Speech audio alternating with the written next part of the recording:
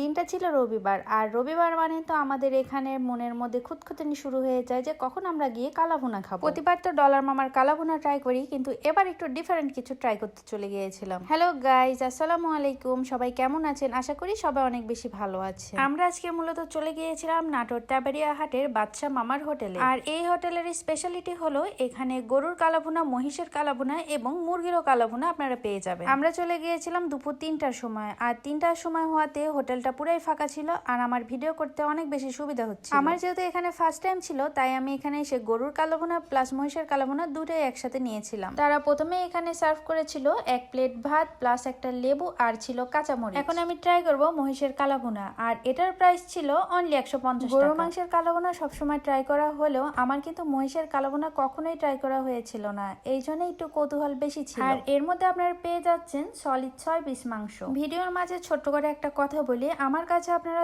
দেশি বিদেশি সব ধরনের খরগোশ কিন্তু পেয়ে যাচ্ছেন। ছোট সাইজ, মাঝারি সাইজ এবং বড় সাইজ, যে কোনো সাইজে আপনারা আমার কাছে অ্যাভেলেবেল পেয়ে যাবেন। আর প্রাইস জানতে অবশ্যই আমাকে ইনবক্স করতে একদমই ভুলবেন না। এবার আসি খাবারের রিভিউ নিয়ে। রান্না মোটামুটি ভালো হলেও মাংস এত পরিমাণে শক্ত ছিল যে আমার হাত দিয়ে ছিঁড়ে খাওয়া মুশকিল হয়ে যাচ্ছিল। আমি যতদূর জানি মোষের মাংস এমনিতে অনেক বেশি শক্ত হয় আর অনেক সময় নিয়ে রান্না করতে হয়। আরো বেশ কিছুক্ষণ সময় ধরে রান্না করলে হয়তো মাংসগুলো একদম সলিড ভাবে গলে যেত। এট লাস্ট বলবো প্রাইস হিসেবে আরেকটু পারফেক্ট করা দরকার। এবার কথা বলি বাদশা মামার হোটেলের স্পেশাল গরুর কালাভুনা নিয়ে। আর এটার প্রাইস ছিল অনলি 120 টাকা। আর 120 টাকার গরুর কালাভুনার মধ্যে আপনারা পেয়ে যাচ্ছেন 6 পিস সলিড মাংস। আর এটা দেখে অনেক লোভনীয় লাগছিল, আমার তো মনে হচ্ছিল খেতে আরো বেশি মজা হবে। কালাভুনা, গরম ভাত, সাথে লেবু প্লাস কাঁচামরিচ, একদম পারফেক্ট কম্বিনেশন। আমার মতো যারা লেবু আর কাঁচামরিচ দিয়ে ভাত খাও তারা কিন্তু অবশ্যই কমেন্ট করতে একদম ভুলবে না।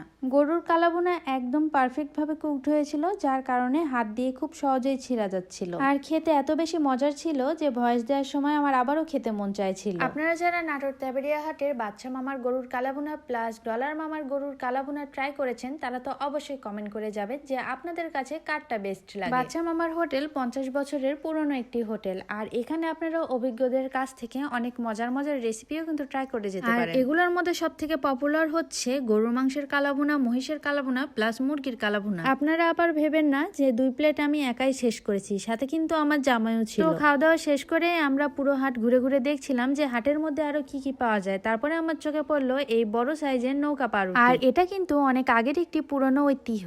তো আজকের ভিডিও আমার এ পর্যন্তই। আমার ভিডিওটা যদি ভালো লেগে থাকে তাহলে অবশ্যই লাইক কমেন্ট করে পাশে থাকবেন। আল্লাহ হাফেজ।